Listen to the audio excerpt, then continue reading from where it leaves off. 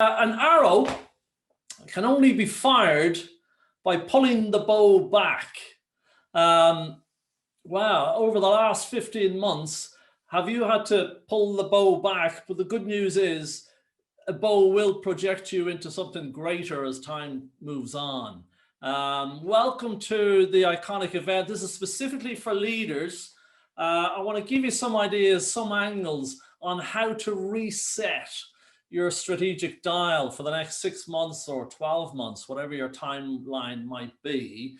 Thanks, first of all, for letting me into your workspace. I really appreciate that. And thanks to Iconic once again for asking me to run this event for them. It's one of two that we're doing. First, I want to pinpoint some potential choking points for leaders before they even think about setting the strategic dial. And that's really what today is about, because, you know, we've never seen anything like we've seen in the last 15 months. I mean, the crisis, goodness gracious, has been so severe that no doubt your strategy has stumbled. You've probably had difficulties with lost sales, higher costs, lost profits, decreased market share, and so forth, and maybe even some staff issues as well. And, you know, we need to have a look at all of those. And I think I've pinpointed really 5 potential showstoppers, and resources is one, which includes your staff, of course. And we're going to talk about that a little bit further on as well. Now, do stay engaged, folks, as you can, because as ever, we're going to give away a little prize for our event today, which is a Learning Lab box set, which is all types of booklets and instruments on strategic planning and all that type of good stuff. So do stay engaged. We've got a challenging question for you towards the back end of our 30 or 40 minutes or so. So here's our first little graphic, folks. You're probably Man United fans will love this. But that's Cavani, you know, just talking about the arrow, you know, in terms of the bow pulling back and holding your business back. But in time, it'll launch it into something great. And that's what we really kind of given the visual representation of that. So Ronan Kinahan is my name. And yeah, I used to be based in the Greenway with Iconic for a couple of years. And then we had a kind of a business review on that. And I, as head of the company, Vibe Training, did an assessment probably November before all hell broke loose in March. And I felt there was a correction coming down the tracks in the economy, the global economy. And I was pinpointing Brexit and also our friend over in the USA who was running loose before Biden came in. And I felt there were going to be some changes. So I made major changes to the business. As being the leader, I've got to be able to see beyond my nose, obviously. And I could see changes coming down the track. So we had to reduce our costs by about 40–50%. It was a deliberate decision. And we were glad we did that. Also as well, and I think this is a factor, I think before we hit that March cliff edge, things were not hunky-dory in any kind of business world. There was a lot of people suffering fatigue and burnout. I myself, am running the business, I was looking after clients in 16 different countries. And we were pretty much at capacity, and I knew there had to be some changes if we were going to sustain the business. And then, of course, COVID then just triggered a whole new perspective on things. We went from thinking, well, we'll do online work at about 25% of revenue. That obviously went to 100% of revenue. But thankfully, we had put some ducks in a row on that in the context of investing in cameras and lighting and capability to do stuff online a bit better than we could have done. And thank God we did that. But it just shows, you know, the importance of a leader needing to be able to see well beyond their nose to what's coming down the tracks, and even doubt the cynics who might say, no, everything's hunky-dory, let's rock and roll, let's make the most of, you know, the world just, you know, success is not a straight line, and you've got to be able to see what's ahead. So in the context of that, what I want to share with you right now is, you know, the 5 potential choking points that you may have to stress test before you even begin to reset your strategy. Yeah. What are the 5 elements? And I've pinpointed them down to these 5, folks. Let's size the problem before we reset strategy.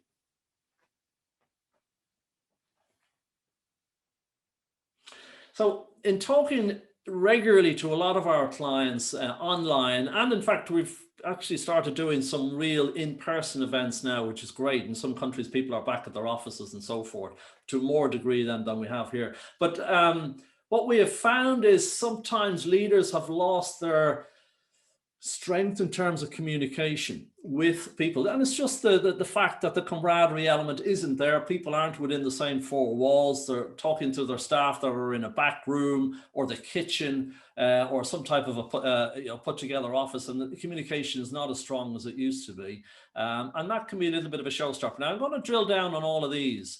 But your job is, in fact, now, let me just share something with you on that one a bit further down, which says inadequate resources. Okay, I'm just going to give you a quick pinpoint. I was listening to a podcast, and I'd highly recommend it. It's on the New York Journal, comes out every day. And I was listening to it this morning, and I just made some notes in terms of what's happening with resources, mainly human resources. So this is what they said. On my iPad, I have some notes. There's USA data in the States that people are quitting their jobs at record rates. My goodness, what's causing that? And the research is telling them that some people are unhappy with their salaries, or they've kind of taken a step back and got a sense of, you know what, been working from home, I've lost all the social stuff and all the camaraderie stuff, and the job is just becoming less fulfilling for us. Their careers haven't been as strong as they were, and they've got a sense of burnout, and that could have been the remote working or just compounding the challenges that we're facing them anyway. And they've lost the social side, and it's in all industries and not confined to one industry or another. It's in all sectors. And quite a few people, if they've managed to hang on to their job over the last 15 months or so, like the rest of us, putting a fair few shillings away and a fair few euros away. So in the States, they've built up quite a little nest egg, which is allowing them to stop and think and say, well, now, do I really want to go back? If my boss is telling me I've got to be back in the office 5 days a week now, how do I feel about that? I mean, that commute was breaking my heart anyway. And if the company is not going to be that flexible in terms of 3 days a week or 2 days a week in the office, perhaps I should step back and have a rethink. And do I actually really like what I'm doing? It's all very interesting, So I think for leaders, and I'm going to reference this a little bit further on as well when we talk about inadequate resources, I honestly believe, and this is coming from talking to our own clients, one of the biggest challenges for leaders, folks, I think over the next 6 months is how to retain talent. How to retain talent. All right, but let's for the moment just shoot back to poor communication, and I'm going to show you a quick visual here. Those of you that love that wonderful comedy series, Fools and Horses, you remember the communication breakdown between Grandad and the two guys there. Effectively, they were trying to clean a chandelier, and the Grandad pushed the bolt on the wrong chandelier, and it crashed, and there was great comedy and laughter at this side, although it was a very expensive situation. But who was at fault there in terms of communication, if you remember that clip? Was it Del Boy and Rodney, or was it Grandad? So for you as a leader, everything communicates. And your job as a leader is you've got to be an excellent communicator, even when you're not there. And motivator as well, of course. So, I mean, how have you been in the last 15 months or so and going forward? Have you been asking all the right questions? Have you been getting the facts? Have you been clearing your mind of negativity and the slippery slope of helplessness, which has been a big factor for a lot of people? Sometimes we are asked to help clients with their communication ability, to help them be more effective communicators by using an instrument which we call Insights Colors. And you may be familiar with this. It's about getting a sense of your employees in terms of what is their personality.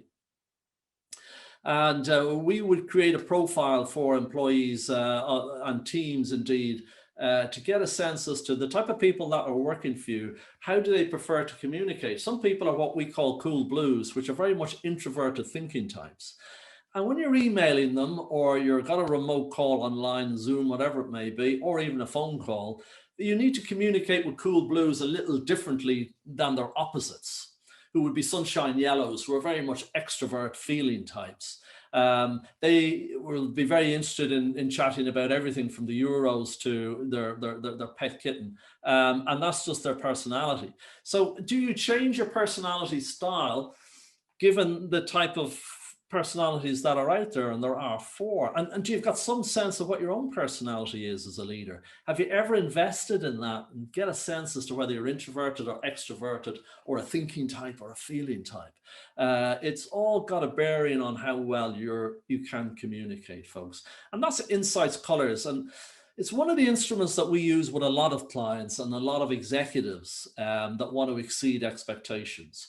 Getting a sense of their own personality and the personality of the people on their team, or indeed their customers or their client, and ensuring that their communication matches that preference. Because the more you're more like me, the more we're going to get on great, and the more we're likely to be creating a great rapport and good communication levels. So that's all very important, and that all might make perfect sense, but perfect sense doesn't always make perfect practice. So that's something to have a think about, folks. How has your communication been as a leader over the last 15 months or so? Does it need any topping up? Do you need to invest in something that will help you get ahead of the game in that regard? That instrument is very, very popular. It comes from Carl Jung and the Discovery people who came up with it, and it's really useful. And we've done it quite a few times with the Iconic staff, and indeed over the virtual webinars as well. So that's one to have a think about. Another joking point, folks, before you reset your strategy, and here's number 2 here, how has commitment for yourself and indeed your team, how has that changed in the last 15 months? Has it strengthened or has it weakened? You know, has any of your team or even yourself got into what I would call learned helplessness? And if so, you know, what's been holding you back or holding your team back? Is it a skill that's deteriorated, or is it a lack of discipline? Any kind of mental barriers that have triggered a lack of commitment in the last 15 months, or indeed going forward? A lot of people got into what we call the blame game. Well, we wouldn't have done that if I didn't have to work from remotely, or this wouldn't have happened if the internet didn't go down, and all that type of thing. A lot of us have got into this type of blame game. It's a moving feast. You know, I can't really deliver on this because of uncontrollable factors. And you as a leader, I think you've got to really ensure that your staff do take back responsibility if it has been offloaded to someplace else or somebody else. They've got to take personal responsibilities, because you and your team, you know, you are part of the solution, and you're all responsible for the success of the team and of the company and of the brand. And it does really come back to commitment. So, you know, stress test that with your team in terms of, is commitment as strong as perhaps it should be or needs to be for the next 12 months or so. And what might help you with that as well, folks, is a little instrument that upgrades your leadership prowess. And we again use it with a lot of companies. It's called situational leadership. We've actually done this for the Iconic staff to help them all lead their individual teams. And if you're familiar with it, no surprise there, it's been around for about 50 years. It's a very effective model. It's perfect. It makes perfect sense, very easy to understand, and therefore very easy to use. It comes from the US. And in fact, there's a great little book on this called The Situational Leader. If you're ever interested in really investing in this model, it's used a lot by, I think, something like the 20% of the Fortune 500 companies use this to ensure their leaders have different leadership styles. That's really what it's about, because leadership is about your ability to influence. And to do that, you've got to be able to flex your style depending where your staff is on a particular task. You know, on some occasions, or perhaps the old way of doing things was the S1 approach, or the leadership style S1. And that's really tell people what to do, give specific instructions and closely supervise. But that doesn't work for everyone. And the trick is to be able to flex your style in accordance with what your staff member needs, you know, and that's the starting point with everything, to say to one of your team, okay, so what do you need? And that should trigger what particular style to use. Telling is S1. S2 is about selling, explaining your decisions and providing clarification. Problem solving is really a different style. It's S3. And then the final one is really delegating, which is another leadership style. And the trick for leaders from 2021 onwards, and even more important now if retaining talent is going to be key, is to be able to flex your style and move your staff from really a readiness level of applicable to S1 all the way up to S4, where you can delegate, which you've got to do nowadays because it's not time to look over the shoulders of everyone anymore. And it's certainly very difficult in terms of remote working, to develop your staff in a way that they move over that particular curve for almost every task, if at all possible, into S4. Because, you know, you may have staff that have done the job for a long time. They don't need to be closely supervised like might have been the case in the past. So that's really old school, is really the belt and brace, do it this way or else. The smart school is to be able to use that style on some occasions, but on other occasions use a totally different leadership style, which is delegation. You know what to do, you've done it 1,000 times, away you go. If you've got any problems, come back to me. So that's the second instrument, folks, I'm going to share with you that will help you upgrade your game before you hope to implement strategy, and that's situational leadership. Okay, so let's move into the third possible choking point before you can reset the strategic dial. Okay, and here we are, inadequate resources. You know, how have your resources changed in the last 15 months? You've got certain inputs to create certain outputs. Has there been any leakage in your operational levers? And you need to have a good audit of those, both technical and human. Yeah. Think about the staff issue once again. You know, is retaining talent a big problem for you? If it is, you've got to get serious about it, and you've got to think about, okay, so how do I ensure I retain the best talent? How flexible do I need to be as a leader, and how flexible does the organization need to be in terms of what staff want?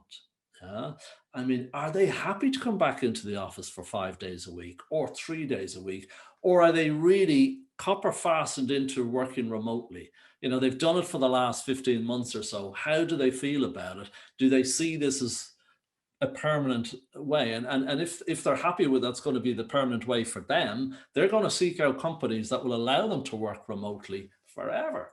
So you need to have a serious think about that and talk to your staff, get under the skin and see, you know, what are their challenges? And, you know, if you want to retain your best talent, and we all know that the most successful companies do just that, what needs to be put in place for that to happen?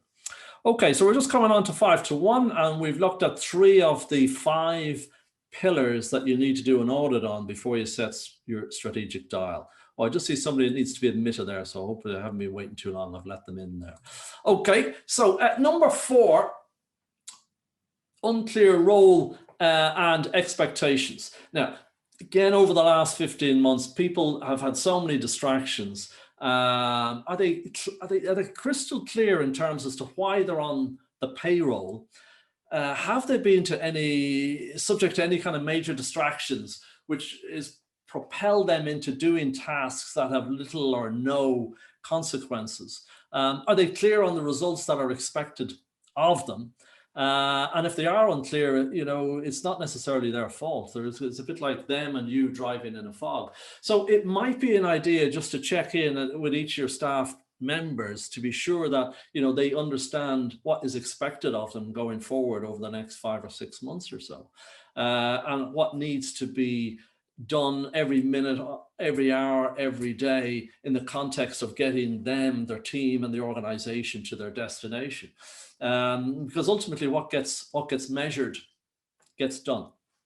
So just do a little audit on that, stress test that everybody's clear on their role and expectations. That is going to keep them on the payroll for you. Right, so the final one in serving the solution is what I call the solo mindset. And this is, I think, more dominant in some employees than others. Working remotely we've lost this sense of camaraderie and the support networks that have been there in the office environment. And that has driven a little bit of a mindset of less of team and more of me, because of the fear factor, if you like, that's been there. And everyone's become fearful of failure individually and collectively. And it is a consequence of working remotely. I mean, we did an interesting event earlier in the week with a team.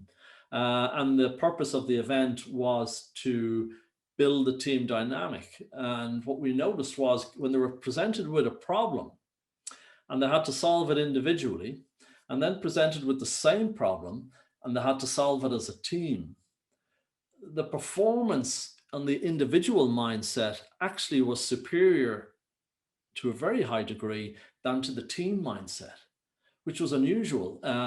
It can happen that maybe one person on the team of 7 or 8 could have a better result than the entire team's collaborative effort, but it was unusual to see 4 or 5 of that team getting a better result than the collaborative version on the same problem. So my key takeaway from that was, again, and that's why we've got this point in here, is that, people have become very solo-minded and they've had to survive and get through the last 15 months. So the most successful companies have high-performing teams and they develop synergy. So that might be something that needs to be revisited if you are going to get people to come back into offices, on a hybrid model or in a full-time model. I mean, what are you going to invest to get that team dynamic back? And again, we can help with that as well. We do a lot of team engagements to get team bonding or team building back in situ to ensure there's a more positive and constructive mindset. We also as well use a really good instrument, and I'm going to share this with you fairly quickly, and it's the third of 3, and it's called human synergistics. For those of you that are not familiar with this is an instrument which is all around effectiveness. What I showed you earlier was Insights Colors, which is all around personality and communicating better with people when you understand their personality better. This one here, folks, is a wonderful and a very effective instrument on leadership or for just self-development and for team development. And how it works, very simply, is you can see a clock face there. And it's all about how we think and act, either individually or collectively. The higher performers think and act in ways which are predominantly in what we call the blue zone here. So when they answer a whole series of questions about their personality or they're given a problem to solve, the way they think and act tends to be very constructive, as distinct from defensive. Defensive, as you can see here, is in the green and red zone. And high performers, typically, the way they think and act will have strong extensions in the blue areas. So they get the job done, which is achievement and self-actualizing, but they bring people with them. And that's humanistic, encouraging, and affiliative. So clock positions 11, 12, 1, 2. And organizations, really successful ones in 2021 and beyond, will have a good helping of sauce in both camps. They put the ball in the roof in the net, just like England did on Monday. But they also bring staff with them. The rest of the team comes out for the second half. And the best leaders are able to dial into both of those zones. And it's constructive, and you can see it's generating what we call satisfaction needs. Less defense mechanisms kick in terms of passive, where people avoid situations, keep the head down, let's not stick our head above the parapet. They're always looking for approval and they're waiting for guidance. They're more followers, if you like, than leaders, and that's conventional and dependent. And there are different extensions. So in essence, when you answer a whole series of questions or you've got a problem to solve, we get a thumbprint on this particular clock face to give a sense as to how an individual or a team is working. Are they spending more time in the constructive zone, or are they more in the aggressive defensive zones? And we compare them to high-performing teams and high-performing individuals.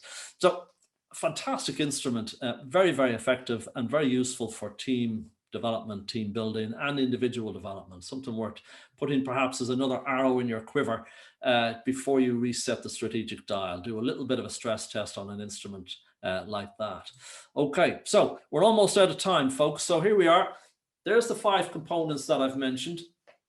Do an audit on those. As a leader, you've got to look to see which ones could be the potential showstoppers, or is it just one? It might be just one particular choking point that you need to address before you reset the strategic dial. It could be the silo mindset, it could be a lack of commitment, or it could be staff retention, which is number 4 there. But I think you got to be sure that all 5 are boxed off. It's a bit like a telephone number, folks. If one digit is missing, you're just not going to get through. So which one is the biggest chink in the armor? Maybe just spotlight it, find your focus and resolve to solve it 100%, because it could well be the tipping point on the rest of them. A few key actionable takeaways, folks. So as a leader, you are in the problem solving business. And part of problem solving is to be able to kind of reset the dial for strategy. And do consider any particular instruments that you currently use or perhaps haven't used. These are the most popular for us that we roll out time and time again for our clients. And all our clients are all in the multinational space.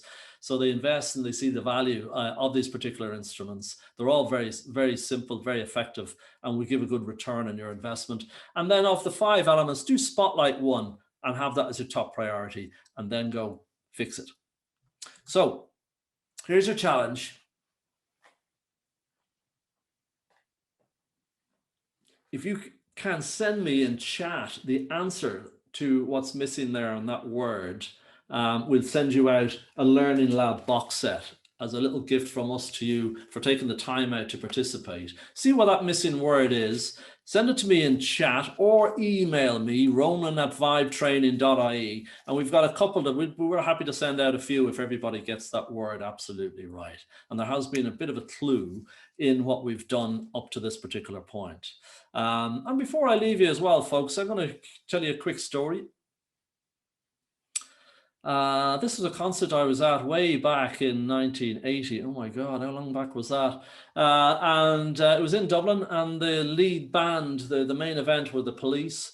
And there was a little backup band that was supporting them called U2 at the time. And they arrived in a high-ace van, as they all did, and played. And I subsequently met one of the guitarists of the Police, a guy called Andy Summers. And I said, God, I was at that show in Leixlip Castle, and it was great. And he said, yeah, we weren't as good as those U2 guys.